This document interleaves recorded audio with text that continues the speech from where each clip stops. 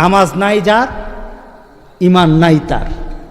নামাজ নাই যার, জানাজা নাই তার। আল্লাহর ফেরেশতার পর্যন্ত তোমার দিকে তাকিয়ে থাকে, তুমি কেন নামাজ পড়ো না, কেন নামাজ পড়ো না? কবরের প্রস্তুতির জন্য প্রথম যে আপনার আইডেন্টিটি থাকতে হবে, আপনার পরিচিতি থাকতে হবে, সেই পরিচিতির নাম হলো নামাজ। Rose TV 24. Enjoy by listening to the Holy Quran. আপনাকে কবরে রাখার পর, আমাকে কবরে রাখার পর ফেরেশতা চলে আসে। ফেরেশতা আসার পর রূহটাকে আবার ফিরিয়ে দেওয়া হয়, বসানো হয়, প্রশ্ন করা হয়, প্রশ্নের উত্তর দেওয়া হয়।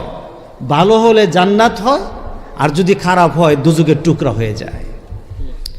আমাদের দেহটাকে মাটির সাথে মিশিয়ে দেওয়া হয়, মাটির সাথে মিশে যায়।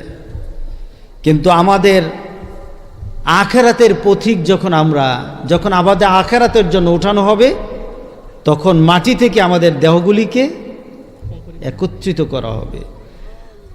আপনাদের যে কবরস্থানের জন্য দোয়া করছেন, বাসির জন্য দোয়া করছেন, ওনাদেরকে কবরে রাখার সময় কি বলছিলেন বলেন তো?